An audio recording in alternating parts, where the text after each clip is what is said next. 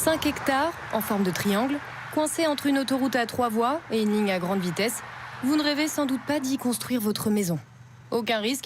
De toute façon, ce site, dans la Drôme, appartient à la SNCF. Ce terrain, c'est un terrain du coup résiduel qui a été laissé en fait suite à la création de la ligne grande vitesse qui a été mise en service en 2001.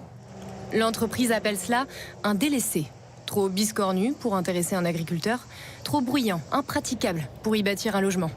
Cela en fait un candidat idéal pour un autre projet. La SNCF veut y faire installer une centrale solaire dès 2027. On est orienté sud par là, donc on aurait des tables avec une inclinaison d'à peu près 20 degrés. Des centaines de panneaux photovoltaïques prendront donc ici la place de tous ces arbres et de la biodiversité évidente qui y réside. Un choix qui n'est pas anodin, mais que justifie l'entreprise. On va les couper, tout à fait. C'est un terrain qui, en 2001, était un terrain vague, en fait. C'est des arbres qui ont été plantés. Si ce site avait été laissé en renaturation spontanée, si on peut dire ça comme ça, on aurait beaucoup moins d'arbres.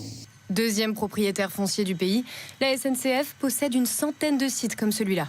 Et ils sont en ce moment même tous à l'étude pour y développer des parcs solaires. Le groupe ferroviaire compte ainsi installer partout en France 1000 hectares de panneaux solaires d'ici à 2030 pour produire entre 15 et 20% de ses besoins en électricité.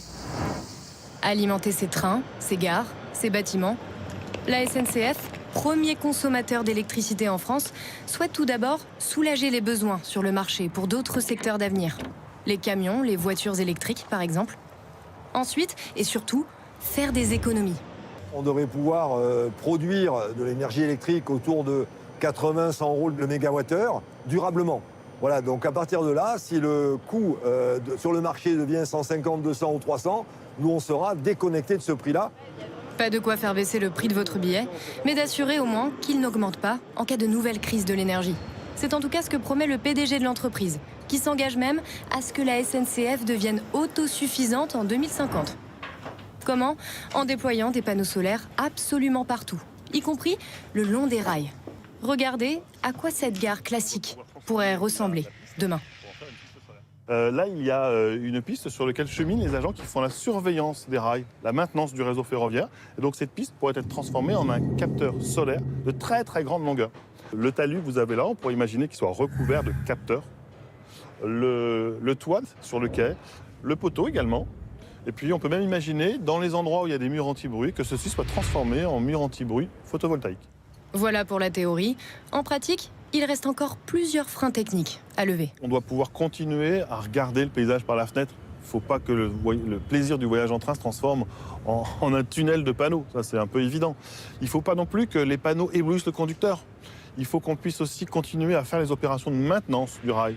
Et le tout en restant rentable, bien sûr. Rien ne le garantit pour le moment. Le groupe ferroviaire compte enfin s'inspirer de nos voisins suisses. Là-bas, plusieurs entreprises commencent à développer des modules solaires fixés directement à l'intérieur des rails. 10 millions d'euros investis rien que pour mettre au point ce prototype.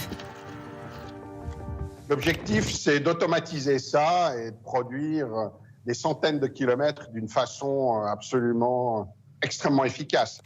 Encore faudra-t-il être capable de fabriquer ces panneaux sur mesure en Europe et à des coûts raisonnables.